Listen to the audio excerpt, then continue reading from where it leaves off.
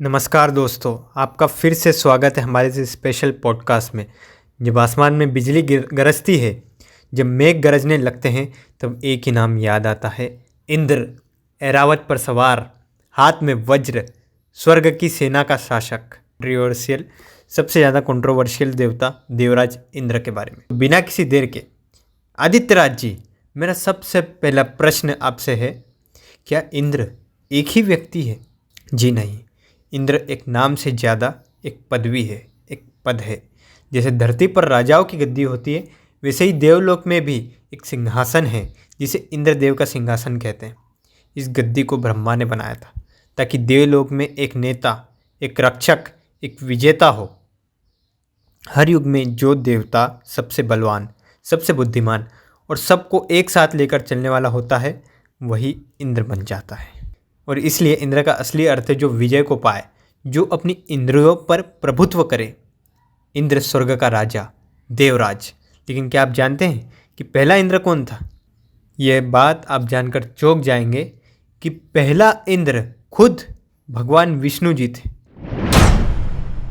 क्या है इसके पीछे की कहानी, मैं ज़रूर जानना चाहूँगा सर। इसके पीछे छुपी है एक ऐसी कहानी जो कॉस्मिक क्रिएशन के सबसे पहले युग से जुड़ी है, यानी कि सतयुग से। जब अंधकार से प्रकाश निकला, तब एक दिव्य पुष्प से ब्रह्मा का जन्म हुआ। उन्होंने अपनी तपस्या से सृष्टि का निर्माण किया। लेकिन यहाँ एक समस्या थी। देवता थे, असुर भी थे, लेकिन देवताओं का राजा नहीं था। और बिना राजा के देवता सभी भी कर जाते, कोई उन्हें संगठित करने वाला नहीं था। और यह देखकर असुर अपनी सेना बढ़ाने लगे। धरती, स्वर्ग और जल सब पर कब्जा जमाने लगे। तब क्षीर सागर में शेषनाग पर विराजमान श्री हरि विष्णु ने सब देखा।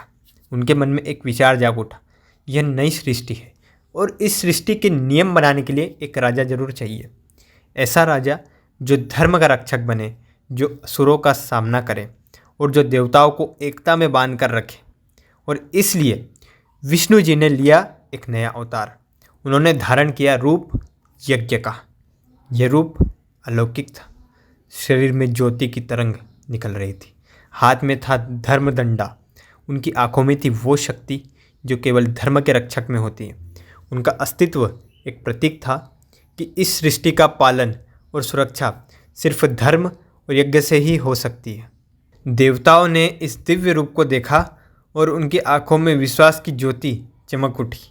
उन्होंने कहा, आप ही हमारे राजा हो, आप ही हमारे इंद्र हो। और तब हुआ पहला राज्याभिषेक। स्वर्ग के सिंहासन पर विराजमान हुए यज्ञ। और उस दिन स्वर्ग ने पहली बार अपना राजा पाया।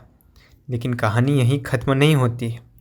जब असुरों ने सुना कि देवताओं का राजा आ चुका है, उन्होंने तुरंत युद्ध छेड़ दिया। अंधकार से घिरी असुर सेना गरजने लगी। उनका सेनापति आकाश में गरज कर बोला, ये स्वर्ग तुम्हारा नहीं है, यह हमारा है। देवता डर गए, उनकी सेना पीछे हटने लगी और तभी आगे बढ़े यज्ञ इंद्र।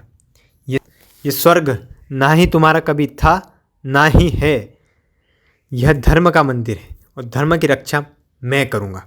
और फिर शुरू हुआ पहला स्वर्ग युद्ध।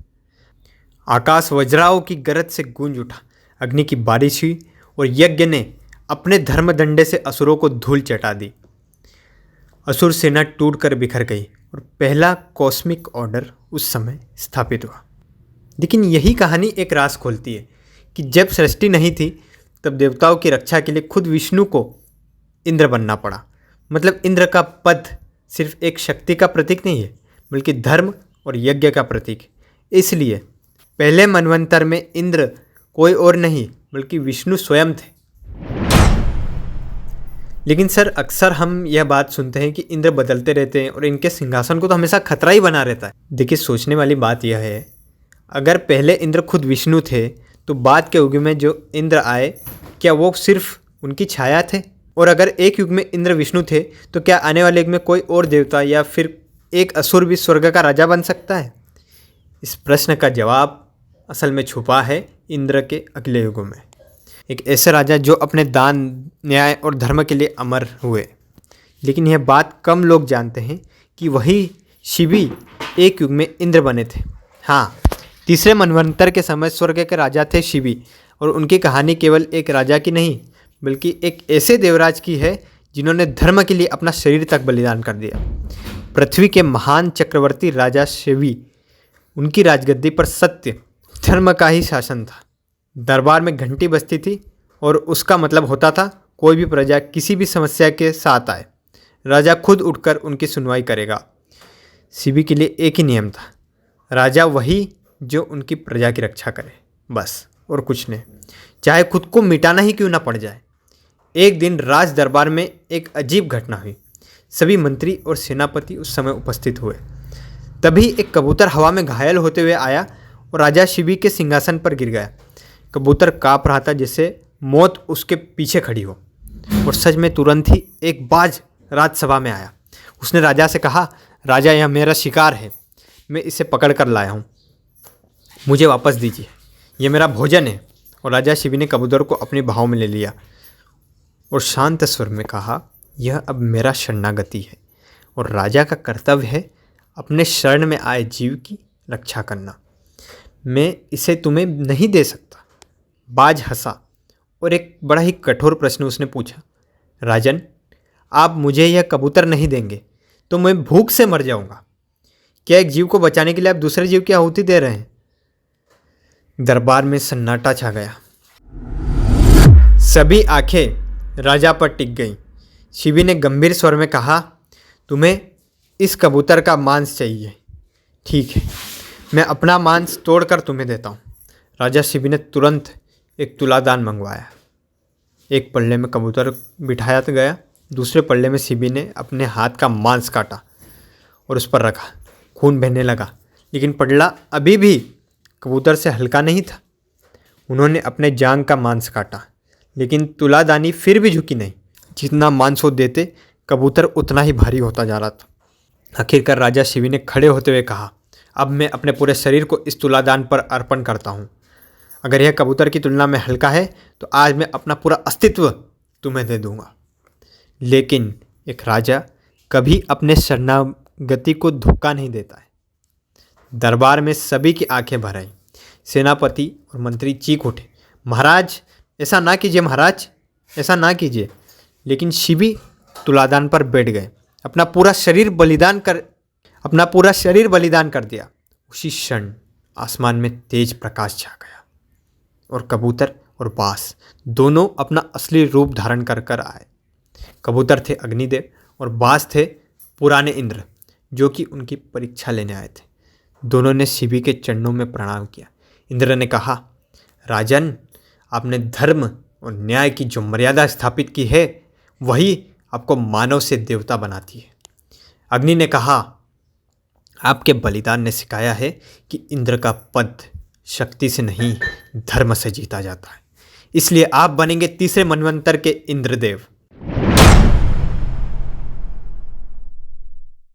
शिवी की कहानी बताती है कि इंद्र एक व्यक्ति नहीं, एक पद है, और इस पद को पाने के लिए शक्ति या युद्ध का घमंड नहीं बल्कि न्याय और बलिदान जरूरी है। इसलिए राजा शिवी इतिहास ही नहीं बल्कि कॉस्मिक युगों में भी हमेशा के लिए अमर हो गए। अब आप जानिए एक ऐसे इंद्र जिसने असुरों के गढ़ को तोड़ डाला, जिसने मेघों का बंधन तोड़कर धरती को जीवन दिया था। वो था पुरंदरा, 7वें मनवंतर के इंद्र। पर यह कहानी सिर्फ एक जीत की नहीं बल्कि एक ऐसे इंद्र की है जो एक तरफ शक्ति का प्रतीक था और दूसरी तरफ अपनी कमजोरी का गुलाम था। पुरंदरा एक ऐसा देवराज था जिसका वज्र असुरों के हृदय को चीर देता था और जिसकी गूंज से आकाश भी कांप उठता था। लेकिन इंद्र के वज्र की सबसे बड़ी परीक्षा तब आई जब आया एक महाअसुर, वृत्रासुर। वृत्रा एक ऐसा दानव जिसके पास तपोबल था, जिसने तीनों लोगों को अपने कब्जे में कर लिया था। उसने मेघों को अपने कब्जे में बांध लिया था। बरसात रुक गई, धरती पर सूखा पड़ गया, नदियाँ सूख गई, सारे जीव मरने लगे। देवता भागकर ब्रह्मा जी के पास गए और ब्रह्मा ने कहा, वृत्रा को कोई भी अस्त्र नहीं मार सकता, एक ही शक्ति है जो इसे हरा सकती है और वो है ऋषि दधीची। ऋषि दधीची की अस्थियाँ जिनसे बनेगा वज्र। और तब ऋषि दधीची ने अपना पूरा शरीर बलिदान कर दिया। उनकी हड्डियों से बना वज्र जो स्वर्ग के राजा पुरंदरा को दिया गया। रणभूमि तैयार थी। एक तरफ वृत्रासुर, पहाड़ों जैसा शरीर, समुद्र जैसी गूंजती आवाज़, दूसरी तरफ पुरंदरा, हाथ में वज्र, आंखों में बिजली और मन में केवल एक संकल्प, धर्म की रक्षा करनी है। वृत्रासुर ने गर्जना की, इंद्र, तू सोचता है मुझे हरा लेगा? तुझे खत्म करके तीनों लोक मेरे होंगे। पुरंदरा ने गूंजती आवाज़ में जवाब दिया, तू चाहे कितना भी शक्तिशाली हो, जो धर्म के विरुद्ध खड़ा है वो कभी विजय नहीं हो सकता। युद्ध शुरू हुआ। वृत्रासुर के प्रहार से पहाड़ टूट रहे थे, उसकी धार से समुद्र उबल रहे थे, आकाश बिजलियों से भर गया और इंद्र ने अपना वज्र उठाया और एक गर्जना के साथ उसने वज्र को वृत्रासुर के हृदय में घुसा दिया।